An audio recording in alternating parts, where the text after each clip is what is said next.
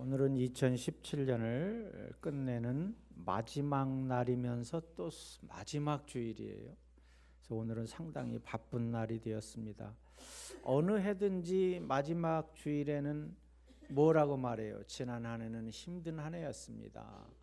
그렇게 말하죠. 근데 올해는 정말 어느 해보다도 힘든 한 해였다고 생각이 됩니다. 대통령이 탄핵을 당하는 정치적인 소용돌이가 있었고, 또 안보적으로는 북한의 핵 위협으로 어느 해보다도 심한 한 해였습니다. 그러다 보니까 국가 간의 이해가 얽혀서 외교적으로도 상당히 힘든 한 해였습니다. 경제적으로는 세계적인 문제이기 때문에 우리만 그런 것이 아니고 매우 힘든 한 해였습니다.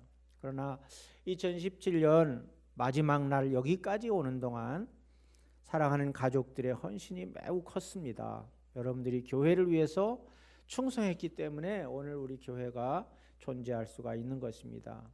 하나님께 감사드리고 여러분에게 감사를 드립니다. 그러니까 중요한 것은 뭐냐? 여기까지 온 것이 하나님의 은혜라고 하는 거예요. 하나님의 은혜다. 이걸 우리가 알아야 됩니다. 하나님께서 여기까지 지켜주셨고 그것을 감사하고 마지막 날을 맞아서 이제 1년을 돌아보고 점검하는 그런 시간이 돼야 되겠습니다. 나라도 살림을 결산하잖아요. 학교도 결산하고 직장도 결산하고 사업도 결산하고 가정도 결산을 해야 되잖아요. 기차가 출발하는 역이 있으면 반드시 종착역이 있어요. 씨앗도 심을 때가 있으면 반드시 추수할 때가 있어요. 그와 같이 우리의 인생도 결산의 날이 있다는 거예요. 그런 말이 있습니다. 인간은 대개 1월 달이 되면 아주 이상주의자가 된다 그래요. 꿈이 많이 출발하기 때문에 그래요. 그런데 한 3월쯤 되면 현실주의자로 바뀐다 그래요.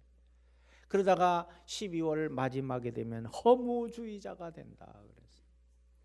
무슨 말입니까? 해마다 한 해를 출발할 때면 큰 계획을 가지고 꿈을 이루는 이상주의자로 출발을 해서 3개월 정도 지나다 보면 세웠던 계획들이 제대로 되지 않고 마음대로 안 되니까 또 다시 옛날의 현실 속으로 빠져들어가는 거예요. 그래서 현실주의자가 되었다가 연말이 되면 자기 모든 계획이 무너져 버리고 내 인생이 고작 이것밖에 안 되는가 하면서 허무주의자가 된다는 거예요. 여러분 어떤 사람이 돼야 되겠어요? 어떤 사람이 돼야 돼요? 이 상을 실현하는 여러분들이 되시기를 바랍니다. 우리 모두는 달란트를 가지고 태어납니다. 각자의 달란트가 있어요. 특히 우리는 예수님을 영접하고 구원받은 자로서 천국 백성으로서 우리들에게는 소중한 사명인 달란트가 주어졌어요. 그런데 이 달란트는요, 내가 그냥 가지는 것으로 그치는 달란트가 아니에요. 이것을 가지고 어떻게 사용했는지 결산을 해야 되는 달란트예요. 달란트를 받은 사람을 성경은 두 종류로 구분하고 있어요. 충성된 종이 아니면 악한 종이다, 그렇게 구분을 하고 있어요. 한 해 마지막 날을 맞으면서 충성된 종의 모습으로 인정받는 여러분 모두가 되시기를 바랍니다. 그래서 충성되고 지혜 있는 종이라는 평가를 우리가 받아야 되잖아요. 학교에서도 좋은 점수를 받고 직장이나 사업장에서도 좋은 성적을 올려야 되는 것처럼 하나님께서 우리에게 얼마의 달란트를 주셨든지 하나님 앞에 인정받는 삶이 돼야 된다 하는 거예요. 이것이 우리가 창조된 목적이에요. 또 이것이 우리가 세상에 온 목적이에요. 무슨 일을 하든지 우리를 이 땅에 보내신 하나님의 뜻을 이루어드리는 것이 우리의 존재의 목적이에요. 그래서 교회와 성도가 감당해야 될 사명이라 하는 것입니다. 자, 그러면 결산을 하면서 우리가 꼭 알아야 될 것은 마지막 날은 반드시 온다는 거예요. 마지막 날을 말할 때 우리가 크게 두 가지로 말하는데, 예고를 하고 오는 마지막이 있어요. 근데 예고 없이 오는 마지막이 있어요. 여러분 개인의 죽음이나 또 인류의 어떤 종말이나 이런 것들은 아무도 알 수가 없어요. 그래서 오늘 말씀에 보면 그날과 그때는 아무도 모르나니 하늘의 천사들도 아들도 모르고 오직 아버지만 아시느니라 그랬어요. 이것은 인류의 종말인 예수님의 재림하는 날을 의미하는 거예요. 그 날은 아무도 알 수가 없어요. 그런데 그 마지막 오늘처럼 1년의 마지막 날은 모든 사람이 알 수 있는 마지막 날이에요. 학생이나 직장에서 뭐 시험을 본다. 그럼 몇 월 며칠 날 시험을 본다. 알려주고 시험을 보잖아요. 2018년에도 365일이 지나면 어김없이 무슨 날이 와요? 마지막 날이 오죠. 그죠? 예고를 하고 오든 불시에 오든 간에 마지막은 반드시 있다. 그러면 왜 마지막 날이 있는가?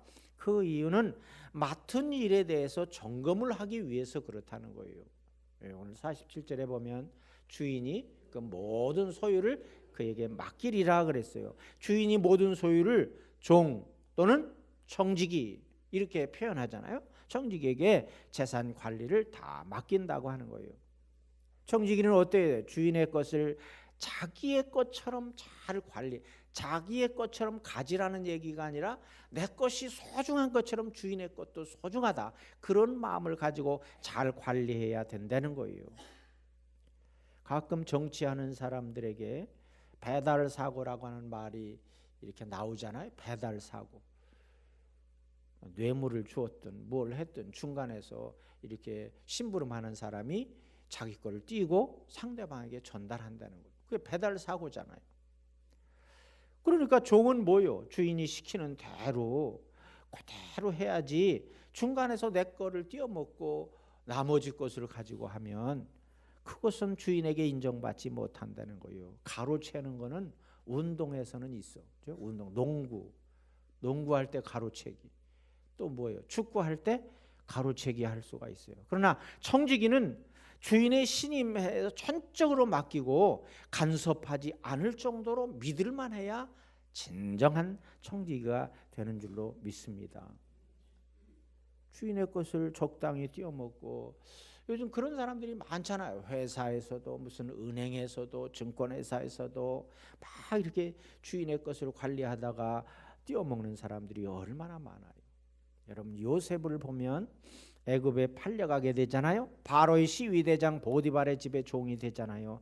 그가 얼마나 충성했든지 주인인 보디발은 자기 아내 외에 모든 것을 다 맡겼다 그랬어요. 요셉은 충성스럽게 주인의 재산을 관리했어요. 그런데도요 그 부인이 모함을 해가지고 감옥에 가잖아요. 근데 감옥에 가니까 간수가 또 모든 것을 다 요셉한테 맡기는 거야. 그러나 요셉은 그냥 충성으로 똘똘 뭉친 사람이요. 어디를 가나 자기에게 맡겨진 일을 충성스럽게 감당을 했다 하는 거예요. 그러니까 교회에서도요. 지도자는 자기 혼자만 잘해도 안 돼요.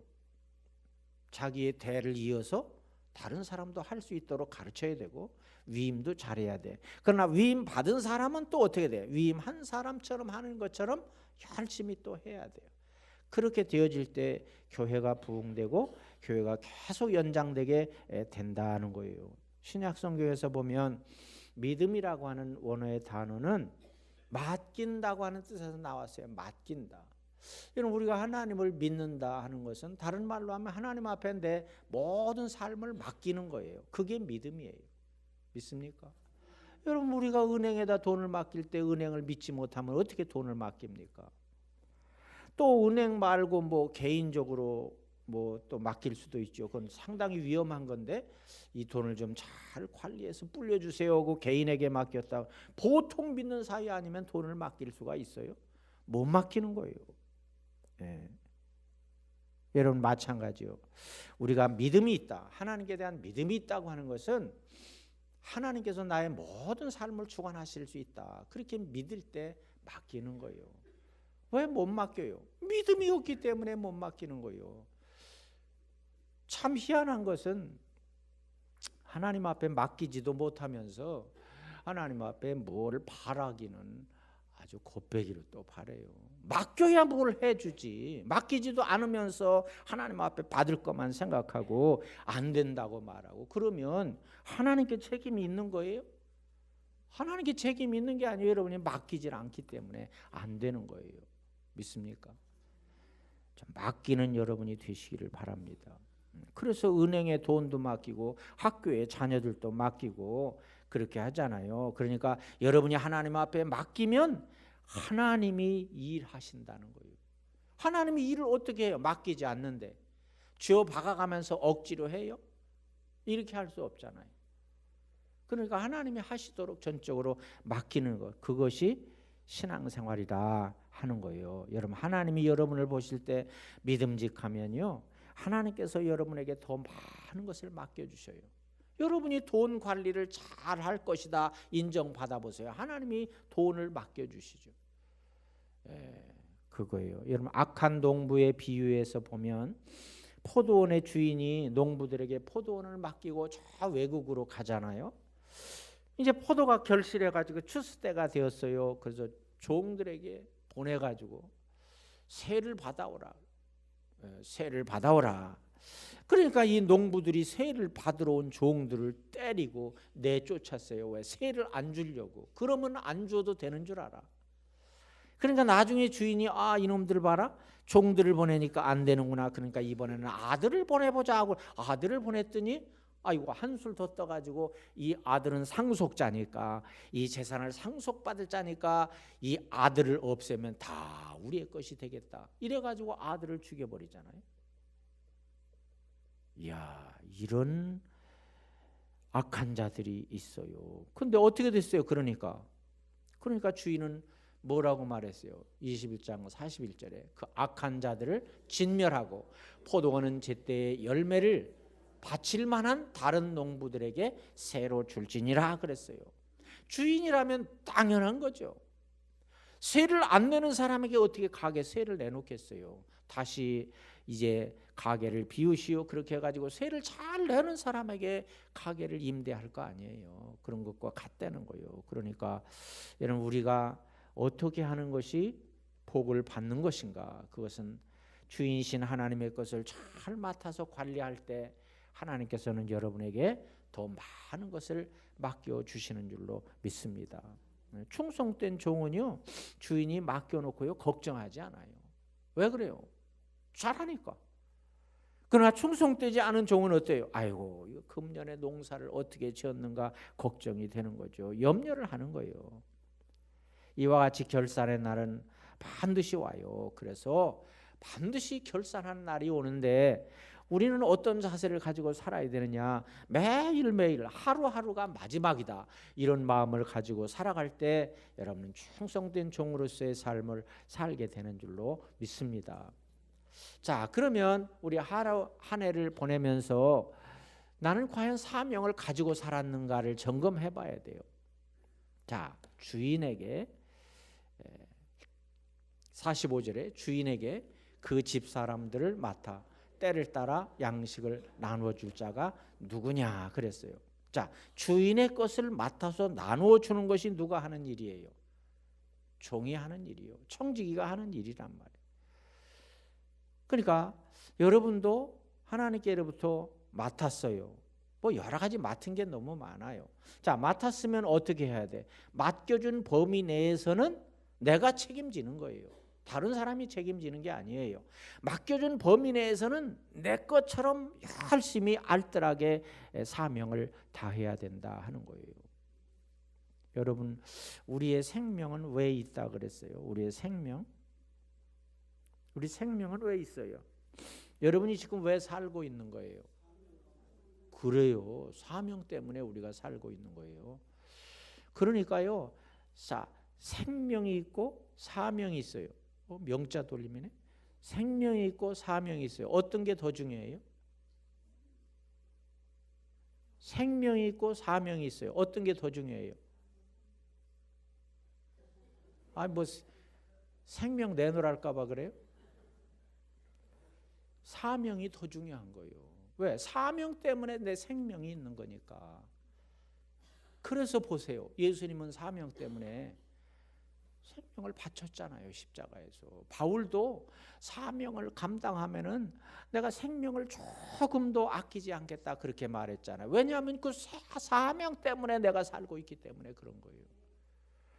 근데 우리는 이 생명에 집착하며 살아가잖아요. 생명. 근데 그것은 착각하는 거예요.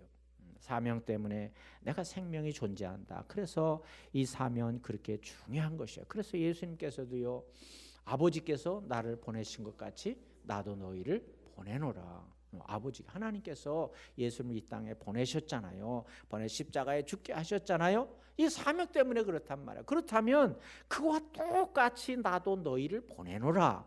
여러분도 그와 똑같이 보낸다고 하는 거예요. 그러니까 우리는 사명을 이루기 위해서 정말 생명까지도 바치는 그런 삶을 살아야 된다 하는 것이에요. 그럼 여기서 사명은 뭐 하는 거예요? 여기서 중요한 사명은 뭐예요? 우리에게 주어진 중요한 사명, 복음 전하는 거잖아요. 복음 전하는 거. 보세요. 역사적으로 그냥 예수님 이전에는 그만두고 예수님 이후로 2000년 동안 역사를 다 더듬어 보면 내노라고 하는 사람들이 많이 있었잖아요. 근데 그런 사람들은 지금 어디 갔어요? 흔적도 없어요. 그런데 사명인 복음만큼은 지금도 왕성하게 세계 속에서 활발하게 움직이고 있어요. 그래서 사람을 살리는 엄청난 역사를 이루고 있잖아요. 그러니까 사람의 생명이란 뭐냐? 이 사명을 위해서 존재하는 것이고, 이것을 위해서 가정도 있고 직장도 있고 사업장도 있고 그렇다는 거예요. 믿습니까? 하나님께서 아브라함에게 엄청난 말씀을 하셨어요. 창세기에 내가 너로 큰 민족을 이루고 내게 복을 주어 내 이름을 창대하게 하리니 너는 복이 될지라. 이 복이 될지라고 하는 것은 복을 받으라가 아니라 네가 복이 된다는 거예요. 이건 엄청난 말씀이에요. 또 그뿐만이 아니라 28장에도 보면 땅의 모든 족속이 너와 내 자손으로 말미암아 복을 받으리라 그랬어요. 누구 때문에 복 받는다는 거예요? 아브라함 때문에 복 받는다는 거예요. 이게 사실은 있을 수 있는 일입니까? 어떻게 사람이 복의 기준이 되고 복이 될 수가 있습니까? 복의 기준은, 복의 근원은 하나님만이 될 수 있는 거잖아요. 복의 근원 강림하사, 우리 찬송 부르잖아요. 자, 그러면 이게 무슨 뜻인가? 아브라함은 하나님께서 맡겨주신 일을 죽도록 충성했단 말이에요. 잘 감당했다고 하는 거예요. 그러니까 하나님이 아브라함에게 네가 기준이다, 네가 기준, 온 인류의 기준이다. 그래서 믿음의 조상이라 이런 말을 붙여준 거예요. 그러니까 네가 복을 나누어 주는 자가 될 것이라 그렇게 말하고 있어요.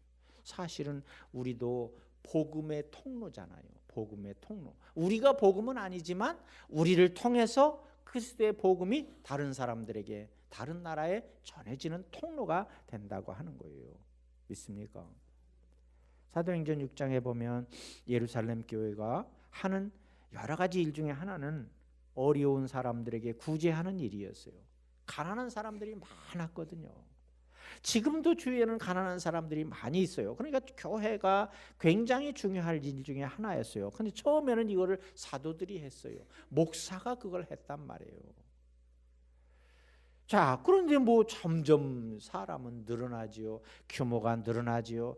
그러니까 목사가 혼자서 감당하기가 어려운 거예요. 그래서 집사를 세웠다 그랬잖아요. 그게 안수 집사의 기원이에요. 자, 그런데 교회가 구제를 하는데 교회 것을 가지고 집사들이 사람들을 찾아가서 나눠줘야 될 거 아니에요. 그럴 때 여러분 자칫 잘못하면 어떻게 하기가 쉬워요? 나눠주는 사람이 자기 생색내기가 쉽잖아요. 교회가 나눠줄 때는 사심이 없어야 돼요. 그래서 사랑의 근거에서 나눠줘야 돼요. 그러니까 나누는 사람이 어떻게 나눠줘요? 자기가 좋아하는 사람만 나눠줄 수 있잖아요. 예? 자기 마음에 드는 사람만 나눠줄 수 있잖아요. 솔직히 말하면 우리도 어때요? 우리도 그렇잖아요. 예, 그래서 교회는 뭘 나눌 때 상당히 조심해야 돼요. 근데 그것이 참 어려워요. 그래도 뭐 내가 이걸 주관해서 하니까 그래도 팔이 안으로 굽는다고 내 마음에 드는 사람에게 하기야 말이에요. 근데 그걸 보는 다른 사람들은요 시험에 들어요. 그래서 교회는 참 그걸 조심해요. 여기서 이런 얘기를 해도 되나 모르겠는데, 교회에서 무슨 잔치를 하면 목사님에게 대접한다고 목사님에게 이렇게 주는데 그런 것도 안 했으면 좋겠다는 생각이 들어요. 그렇잖아요. 목사보다 더 어려운 사람도 많이 있는데. 그거는 이제 나중에 구체적으로 얘기를 하고, 어쨌든 간 교회 것을 가지고 내가 생색내면 안 된다. 사심이 있어서는 안 된다. 구제하거나 봉사하는 사람은 정말 예수님의 사랑을 가지고 그렇게 해야 될 줄로 믿습니다. 그러니까 사심이 들어가서는 충성스러운 종이 될 수가 없는 거예요. 여러분, 우리가 쓰는 단어 중에 충성과 욕심은 전혀 어울리지 않죠. 자기 욕심 있는 사람은요 충성할 수가 없어요. 왜 그래? 자기 배만 채우기 때문에 그래요. 주인의 뜻을 따라서 하지 아니하고 자기 배만 채우는 사람은 올바른 충성된 종이 될 수가 없다고 하는 거예요. 최근 우리나라 정치나 경제, 사회 보면 큰 높은 자리에 있는 사람들이 너무너무 착각하며 살아가요. 왜 그 자리에 있는 거예요? 백성을 섬기고 나라를 위해서 존재하는 것인데 마치 자기의 착복을 위해서, 섬김이 아니라 자기 독점을 위해서 권력을 남용하고 부정부패를 하잖아요. 자기 목 챙기기에 혈안이 되어 있단 말이에요. 이런 모습을 통해서 어떻게 충성이라고 말할 수가 있겠습니까? 저는 책을 읽다가 아주 감동적인 책을 읽었어요. 미국 시카고에 있는 어떤 천체를 연구하는 연구소가 있었어요. 하늘을 연구하는 연구소가 있었는데, 그 연구소에는 유명한 물리학자, 천체 물리학자 한 사람이 있었어요. 그런데 저 시카고 대학교에서 하루는 전화가 왔어요. 박사님, 우리 학교에 와서 강의를 좀 해주세요. 그렇게 전화가 왔어요. 그래서 과히 승낙하고 이제 몇 주 후에 대학에 가서 강의를 하기로 했는데 마지막 한 주 전에 대학교에서 전화가 왔어요. 강의를 취소하게 되었어요. 왜 그럽니까? 그랬더니 강의 신청을 받았는데 딱 2명이 신청했다는 거야. 그러니까 2명을 놓고 이 아주 세계적인 이 박사님을 초청해 가지고 강의를 하려니까 학교에서 도저히 용기가 안 나는 거예요. 그러니까 박사님, 죄송하지만 이 강의를 취소해야 되겠다고 그렇게 말했답니다.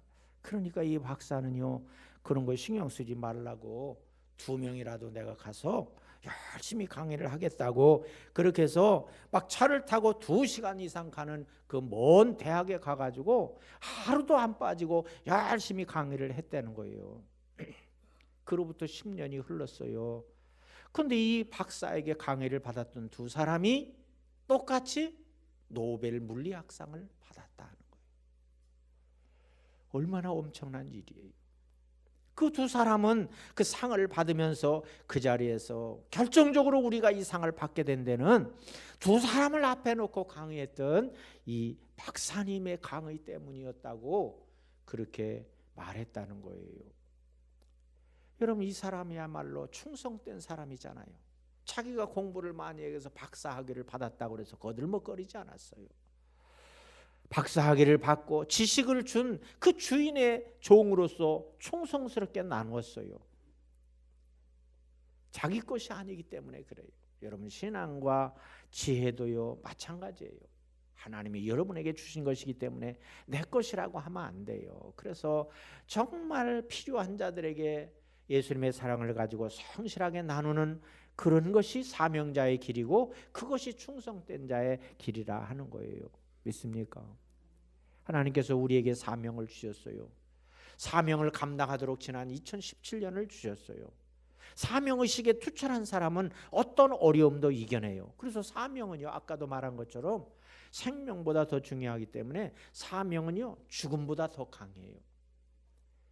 죽음까지도 비웃을 수 있는 강력한 힘이 사명이에요. 그래서 여러분, 신앙생활하거나 혹은 직장에서 혹은 사업장에서 어려운 일을 당할 때마다 꼭 기억할 것이 있어요. 사명을 기억해 보세요. 어떤 어려움도 이겨낼 수 있을 줄로 믿습니다. 여러분, 음악가는 뭐 할 때 제일 아름다워요? 음악할 때 제일 아름답지. 화가는 뭐 할 때 아름다워요? 그림을 그릴 때 아름다운 거예요. 사업가는 사업할 때 아름다운 것이고, 오늘 우리 그리스도인들은 뭐 할 때 가장 아름다운 거예요? 사명을 감당할 때인 줄로 믿습니다. 그리스도인이 사명을 잃어버린다고 한다면 맛을 잃은 소금과 같다. 세상 사람과 똑같은 영적 노숙자가 되는 거예요. 여러분이 이 땅에 살 이유는 사명 때문임을 다시 한번 기억하는 여러분이 되시기를 바랍니다. 자, 그러면 나는 변함없이 충성했는가? 이것을 돌아봐야 돼. 이제 마지막 오늘 지나면서 내가 변함없이 충성했는가? 주인이 올 때에 그 종이 이렇게 하는 것을 보면 그 종이 복이 있으리로다. 주인이 올 때 주인이 시킨 대로 열심히 하는 것을 보면 주인이 얼마나 기쁘겠는가, 이런 뜻이에요. 근데 주인이 왔는데 게을러 가지고 자고 있어. 일도 안 하고. 그럼 어떻게 되겠어요? 그럼 쫓겨나야지 뭐. 달란트의 비유에는 두 종류의 종이 나오잖아요. 충성된 종과 또 무슨 종이에요? 악한 종. 여러분, 충성된 종, 반대는 뭐예요? 불충한 종이 반대잖아요. 근데 불충한 종이라고 하지 않고 악한 종이라 그래서 악한 종이라. 그러니까 주인의 뜻에 순종하지 않는 사람은 악한 사람이라는 거예요. 악한 종은 주인이 올 때도 변함없이 게을러. 여러분은 부지런해요, 게을러요? 한마디로 얘기하기 곤란해요? 어떤 때는 부지런할 때도 있고 어떤 때는 게으를 때도 있고. 그러면 중간이네? 부지런해야 돼요. 근데 이 게으름은요, 이게 내가 바꿔야 되겠다 그렇게 생각해도 바꿀 수 있어요? 안 돼요. 이게 왜 그래요? 습관 때문에, 습관. 게으름의 습관 때문에 그래요. 이거 바꿀 수 없어요. 충성된 종이 되려면 습관부터 바꿔야 돼요. 습관부터 바꿔야 되는데 바꾸려면 어떻게 해야 되느냐? 훈련으로만 되어져요. 훈련. 그렇죠. 제가 얘기했는데 바꾸기 위해서는 어떻게 하면 바꿀 수 있다 그랬죠? 기억납니까? 같은 행동을 3주 동안, 최소한 3주 동안 계속 반복을 해요. 그러니까 이 새로운 행동을 하려면 적응이 잘 안 돼요. 하기 싫고요. 어떤 때는 어려워지고 사흘 지나면 막 힘들고 그래. 그래도 이기고 3주 동안 하면 그게 습관이 바뀐다 그랬죠. 평균 3주요. 예. 자, 그래서 훈련으로 돼요. 여러분, 우리가 살고 있는 세상은요, 저 위험한 세상이라고 생각을 해요. 왜 그래요? 사람들이요, 놀기만 좋아해요. 예? 놀기만 좋아한단 말이에요. 그러니까 없는 휴일도 만들어 가지고 막 놀잖아요. 경제가 어렵다 그러면서 맨날 놀궁리를 하고 젊은 사람들은 돈을 버는 이유가 놀기 위해서 번다는 거예요. 여러분, 이것이 왜 위험한 일이냐면 노아의 홍수 때도 그랬어요. 노아의 홍수 때 물로 심판을 받은 이유는 사람들이 먹고 마시고 장가들고 시집가는 일로 인해서, 그러니까 세속의 쾌락의 정신이 팔렸기 때문에, 그러니까 사명과는 아무 상관없이 사니까 사람들이 존재하는 목적이 없어요. 이유가 없고. 그러니까 하나님이 물로 쓸어버린 거예요. 여러분, 중요한 것은 사명을 위해서 존재하는 거예요. 그러니까 돈을 버는 이유도 사명을 감당하기 위한 것이고, 여러분이 건강해야 되는 이유도 사명을 감당하는 이유가 돼야 된다는 거예요. 여러분, 유명한 야곱은 삼촌 집에 가서 자신이 사랑하는 라헬을 아내로 얻기 위해서 7년을 며칠같이 일했다 그랬잖아요. 공짜로. 세상에 이런 남자가 어디 있어요. 근데 삼촌은요, 7년 동안 일한 그 조카에게 딸을 안 주고 큰 딸을 제쳐놓고 둘째 딸부터 주는 법이 없다는 거예요. 우리 법도 대략 그렇잖아요. 그러니까 이 야곱은 사랑하는 라헬을 얻기 위해서 7년을 또 다시 더하기 7년을 며칠같이 일했다 그랬어요. 그러니까 사랑하는 라헬을 아내로 얻기 위해서 몇 년을 일한 거예요? 14년을 일했어요. 이렇게 꾸준한 마음이 충성된 마음이요. 대부분의 사람들 같으면 뭐라고 그랬겠어요? 아유, 그까지 장가 안 가고 말지. 그 짓을 하겠냐? 야, 여자가 너뿐이냐? 이러고 말지 14년을 그렇게 하겠느냐는 거예요. 그런데요, 여러분, 야곱의 성공 비결이 여기에 있어요. 14년 동안 충성스럽게 그냥 똘똘 뭉쳐 있어. 신앙생활도요, 이와 같아야 돼요. 어느 날 보면 불같이 일하다가 어느 날 보면 꺼진 불같이 죽어 있어. 어느 날에는 양같이 겸손하다가 언젠가는 사자같이 호랑이같이 물어뜯어. 물론 처음부터 잘할 수는 없어요. 우리가 어떻게 처음부터 잘하겠어요. 그러나 해가 갈수록 성장해야 될 줄로 믿습니다. 저는 성탄절 행사를 보면서 야, 우리 어린 자녀들이 1년 동안에 저렇게 자랐구나. 보여요? 저는 그것을 보았어요. 너무나 대견스럽고 우리의 믿음도 저래야 되는데 이런 생각을 했습니다. 여러분, 메가더 장군, 요즘에는 메가더 장군도 싫어하는 사람이 많다고 그러는데 그 회고록에 보면요, 유명한 이야기가 있어요. 1950년에 한국 전쟁이 터졌잖아요. 그러니까 미국의 연합군 총사령관이었던 메가더 장군이 한국의 전쟁 상황을 살피기 위해서 서울에 있는 인도교, 한강 인도교에 왔어요. 그리고 쌍안경을 가지고 인도교 건너편 쪽의 형편을 살피고 있어요. 그때는 이미 인도교가 폭파됐어요. 폭발을 시켰단 말이에요. 근데 강 건너에 웬 군인 하나가 부정 자세로 서 있는 것이 멀리 안경을 통해서, 이게 뭐예요? 쌍안경 뭐죠? 망원경? 망원경이지 쌍안경이 아니고 망원경으로 이렇게 보는데 부정 자세로 서 있는 군인 한 사람이 보여요. 그래가지고 이상하다. 그래서 이 메가더 장군이 집차를 타고 이 병사에게로 달려갔어요. 그래서 병사에게 물었어요. 왜 끊어진 다리 앞에 지금 서 있느냐? 병사가 대답을 했어요. 그것이 제 임무입니다. 그랬어요. 메가더 장군은 이상하게 생각하고 다시 물었어요. 그럼 언제까지 여기에 서 있을 것인가? 그러니까 병사가 부동 자세로 대답하기를 새로운 명령이 떨어질 때까지입니다. 그랬어요. 전세가 위급해요. 막 인민군들이 쳐들어 내려오고 있어요. 그래서 이건 명령 체계도 없어. 다 지도자 군인 상급 뭐예요? 군인 상급자 보고 뭐라고 그래요? 군인? 네? 위에 있는 사람이 뭐예요? 상관?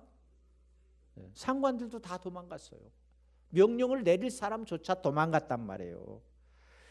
자, 그러니까 형편이 아주 위급하죠. 지휘 계통도 사라져서 지휘관들이 다 도망갔으니까. 그런데도요, 자기를 지키고 있는 이 군인 한 사람 때문에 메가더 장군이 결단을 내렸다는 거예요. 예? 미국 병력을 출동하라고 명령을 내리고 유엔군이 참전하도록 명령을 내렸다고 하는 거예요. 그것이 한국 전쟁을 뒤엎어놓는 결정적인 계기가 되었다고 하는 거예요. 그래서 그런 말하기를 이런 군인이 있는 나라는 절대 망하지 않는다, 이렇게 선언하고 그렇게 결정을 했다고 하는 거예요. 얼마나 감동적입니까? 여러분, 충성스러운 한 사람이 이렇게 중요한 거예요. 교회는요, 수만의 구경꾼보다 한 사람의 충성꾼이 중요하다고 하는 거예요. 사랑하는 여러분, 변함없는 충성은 이런 기적을 만들어냅니다. 살다 눈치나 보면서 기회만 노리다가 자기 욕심을 차리는 사람은 그 조직을 성장시킬 수가 없어요. 결국은 그런 사람은 욕심 때문에 망하고 마는 거예요. 그래서 오늘 마지막 보내면서 정말 나는 변함없이 충성했는가를 점검하는 그런 시간이 되시기를 바랍니다. 참 세월이 빠르다고 느껴집니다. 마지막 주일입니다. 돌아보면 제대로 하지 못한 것도 있고 또 나름대로 가슴 뿌듯한 일도 있습니다. 그런데 여러분, 잘해도 세월은 가고요, 못해도 세월은 가요. 내 욕심 같아서는 안 하면 세월이 그냥 딱 멈춰섰으면 얼마나 좋겠어요. 근데 안 해도 세월은 가. 그럼 어떻게 돼요? 세월은 가서 병들고, 기운도 없어지고 주름도 지고 늙어져요. 그래서 나중에는 아무 일도 못할 날이 오는 거예요. 그러니까요, 여러분, 우리가 정말 똑똑해야 되는 이유는 그러니까 열심히 살아야 된다는 거예요. 열심히 살든 게으르게 살든 세월이 갈 바에는 기왕에 내가 열심히 살면서 세월을 보내야 되지 않겠는가.